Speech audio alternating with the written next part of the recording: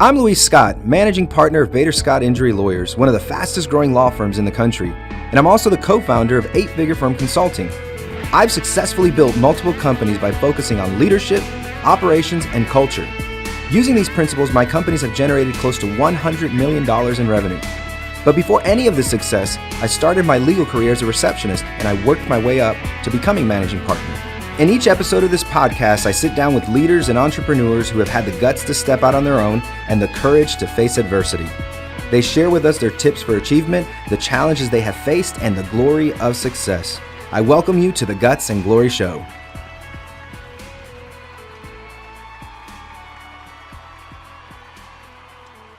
Chad Franzen here, one of the hosts of the Guts and Glory Show. We feature top leaders who share challenges of leadership, the guts it takes to succeed, and the glory of success.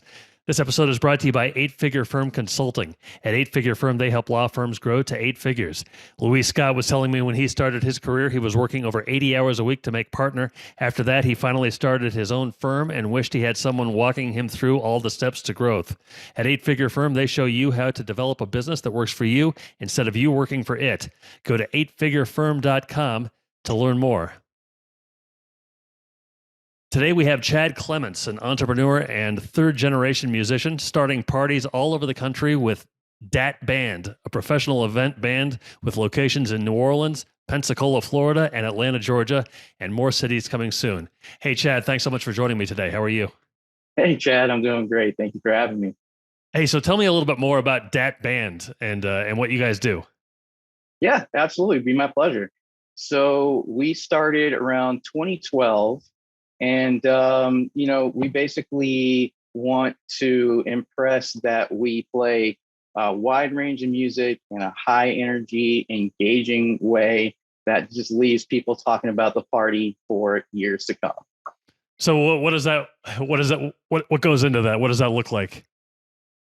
Well, mainly that comes down to, number one, the type of music that we play. So we, play a little bit of everything because at a typical party, there's going to be people who might be 7 years old, might be 70 years old, and then everything in between, right? So we need to find a way to appeal to all of those different ages, those varieties and tastes. So we play a little bit of everything from the 1950s up to the hits that you hear on the radio today, and then everything in between. But most importantly, we do that in a way that is super engaging, and it really just makes people who are there at the party a part of what the band's doing. So doing things like, live band karaoke, dance-off competitions, anything we can do to just interject the energy in the party and just bring people make them a part of what the band's doing. Sounds good. What's your role? So I am a co-owner. Founded the band back in, like I said, 2012 with my business partner, Armando. And I am also, just like you said, a third generation musician. So my grandfather was a drummer. My dad was a drummer. And as they say, the apple does not fall far from the tree because I'm a drummer too. Very nice. Very nice. Yeah. So you founded the band in 2012. How did it kind of come together? So we started basically with a very small band. It was kind of a skeleton crew, if you will, just kind of basic lead singer, guitar, bass, drums, and keys. We actually had at the time it was like a very niche level 80s kind of cover band. Like we only did 80s music. We lost our lead singer, and we kind of just had some cattle call auditions just to find another lead singer. We found Armando, who eventually became my business partner, and said, hey guys, why are we only doing this very specific niche music? Let's expand things so we can, serve a larger audience. And so that's exactly what we did. And just over the years, we've obviously, curated that down into what Dat Band is today. So you're a third generation musician, you're a drummer, but there's in terms of having a band and a business, there's a lot more things that go into it. What are some things you kind of realize as you got going with Dat Band that maybe you hadn't learned yet during your time as a musician? Yeah, that is so critical because you're absolutely right. the skill set that you develop as a musician is obviously super critical to the musician, the live music part of things. But those skills don't necessarily translate to kind of the tenets of being a good business, good customer service, consistency, educating your client, and just coming through and following through on the execution. So where I'm a little bit different from most of my peers in terms of that mix, I spent really the last 14 years selling in corporate America, working in the energy infrastructure industry, and was selling to Fortune 10 companies. So I've definitely through that process and being in corporate America, learned kind of the skill set that you need to succeed in a world like that. And it's definitely given me a different polish from, I'd say, most of my musical peers. Oh, very nice, very nice. Good for you. And how did you discover eight-figure firm and Louis Scott? Yeah, that's great. So my business partner Armando actually went to high school with Luis. So they knew each other from way back in the day, and recently reconnected. And Luis and his whole team has obviously made some extreme strides in the legal world, and so we just thought it was a perfect fit from a consulting standpoint to be able to say, hey, we want to really take things to the next level with that band, and we feel like this is a great opportunity to do that. Have you done some performances or had some parties in association with Luis where your band played? Yeah, we did actually. We did the eight-figure firm holiday party last year, and then Luis just turned 40, so we did his 40th birthday party as well. It was a blast. And then you, what are some? So you relied on Luis then also as a consultant. What are some lessons maybe you learned from him? Yeah, I tell you what, his approach to business is one that we really from day one just immediately aligned with. Because from our standpoint, it's all about systemization.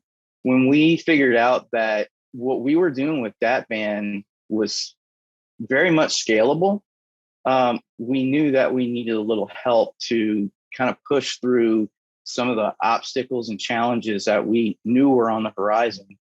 And the way that Luis and his whole team has laid out the program has just made it very easy for for us as kind of outsiders outside the legal world. It's funny, every time we have a group call or we're at a mastermind conference, it's like we go around the room, make an introduction. It's like lawyer, lawyer, lawyer, lawyer, band guy, lawyer, lawyer, lawyer. It's funny, but yeah, what it's taught me is that good business is good business, and no matter how it's applied or what industry it's applied in, it just makes sense if you do it right and you do it right from the beginning. So when you say it was very much scalable, what did that end up looking like? With a band, you would just think a band is a band. How was it scalable? Yeah, I'll tell you that has been a wild ride in the last really 3 to 4 years. When we first started out, we had one band. I mean, it was the kind of traditional model. You have the one band. We realized pretty early on that because we want to have that repeatability, we want to have that predictability. We needed to have, just like an NFL team has, a roster that you have 3 or 4 quarterbacks, you have 3 or 4 centers. We needed to have that same depth of roster for our band.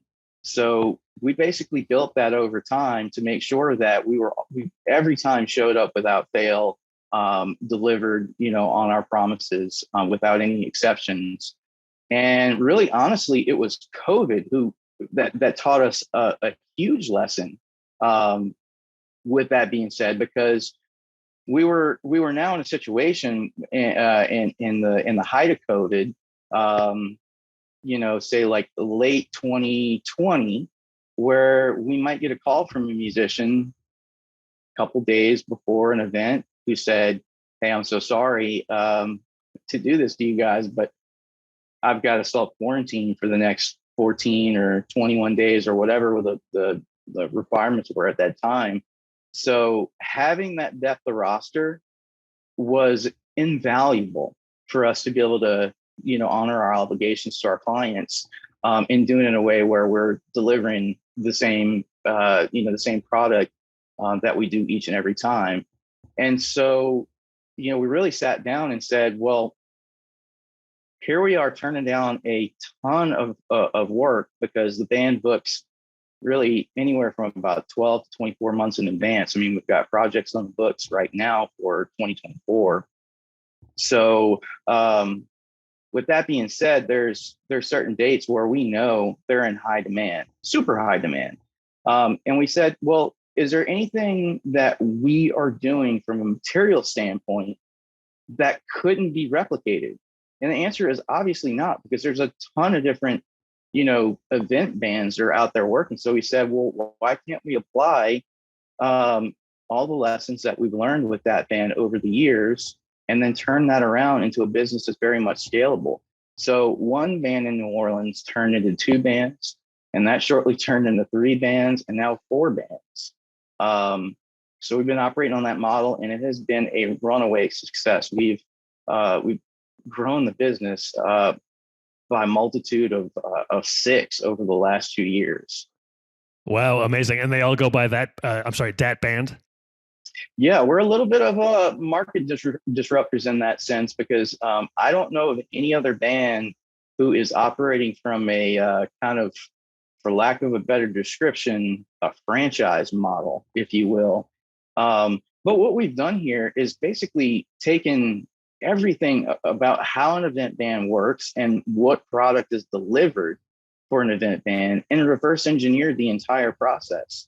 And it's all the lessons that we've learned through experience, and then the lessons that we've learned with our meetings and coachings with Lewis and his team to really systematize and make this whole thing predictable.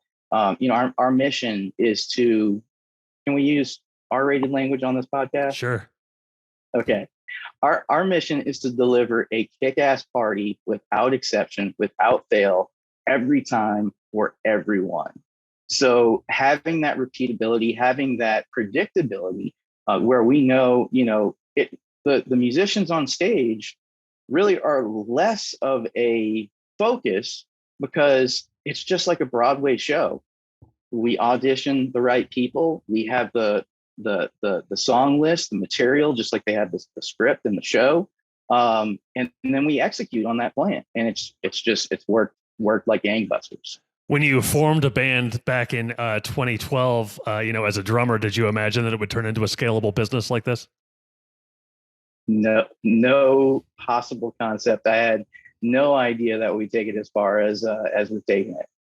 So since this is the Guts and Glory show, normally I always ask, what's a gut story and a glory story? So like a gut story, maybe where you overcame some obstacles or some odds, and then a glory story where you were, it was just glorious. Can you share one of those or both of those? Yeah, absolutely.